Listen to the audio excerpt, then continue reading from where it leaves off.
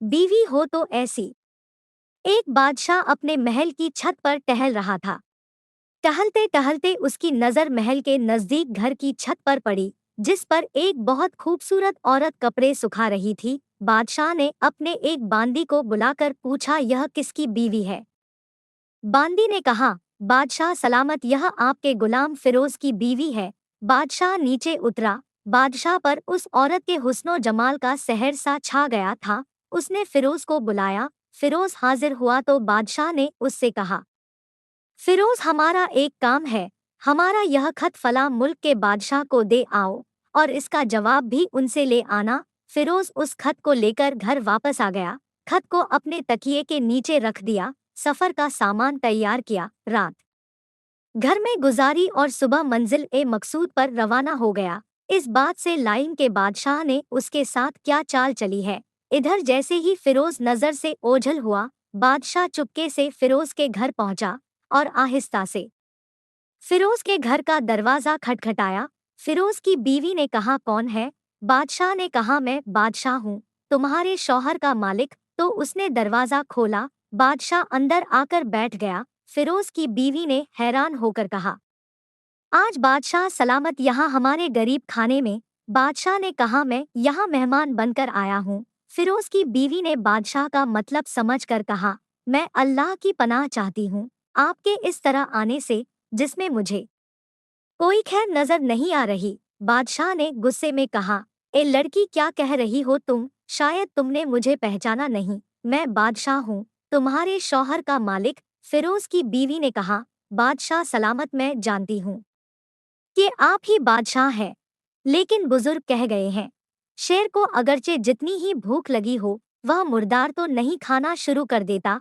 और कहा, बादशाह सलामत, तुम उस कटोरे में पानी पीने आए हो जिसमें तुम्हारे कुत्ते ने पानी पिया है। बादशाह उस औरत की बातों से बड़ा शर्मसार हुआ और उसको छोड़कर वापस चला गया, लेकिन अपने चप्पल वहीं भूल गया। यह सब तो बादशाह की तरफ से हुआ। अब फिरोज को आधे रास्ते में याद आया कि जो खत बादशाह ने उसे दिया था, वह तो घर पर ही छोड़ आया है।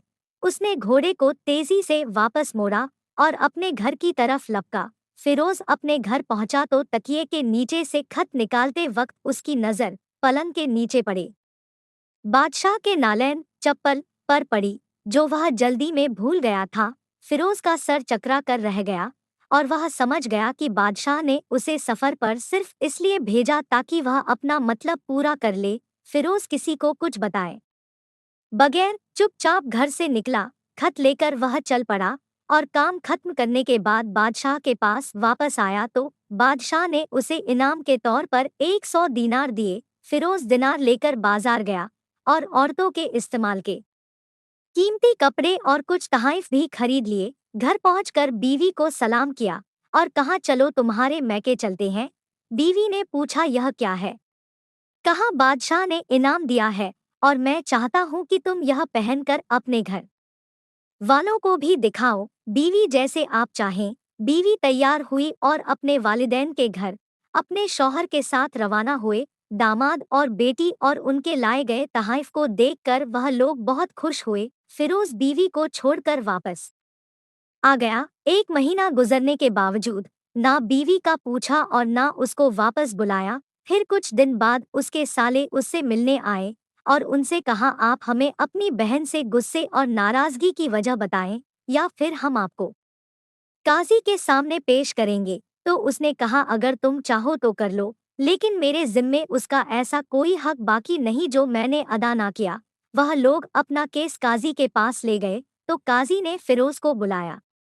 काजी उस वक्त बादशाह के पास बैठा हुआ था। लड़की के भाइयों ने कहा, अल्लाह बादशाह सलामत और काजी साहब को सही सलामत रखे। काजी साहब, हमने एक सरसब्ज बाग, दरख्त फलों से भरे हुए और साथ में मीठे पानी का कुआं इस शख्स के हवाले दिया था, तो इस शख्स ने हमारा बाग उजाड़ दिया, सारे फल खा लिए, दरख्त काट लिए और कुएं को खराब करके बंद कर दिया। काजी फिरोज की तरफ मुतवज्जे होकर पूछा, हाँ तो लड़के, तुम क्या कहते हो इस बारे में? फिरोज ने कहा, काजी साहब, जो बाग मुझे दिया गया था वह उससे बेहतर हालत में मैंने उसे वापस किया है। काजी ने पूछा, क्या इसने बाग तुम्हारे हवाले वैसी ही हालत में वापस किया है जैसे पहले था? उन्होंने कहा, हाँ, वैसे ही हालत में वापस किया है, लेकिन हम उनसे बाग वापस करने की वजह जानना चाहते हैं।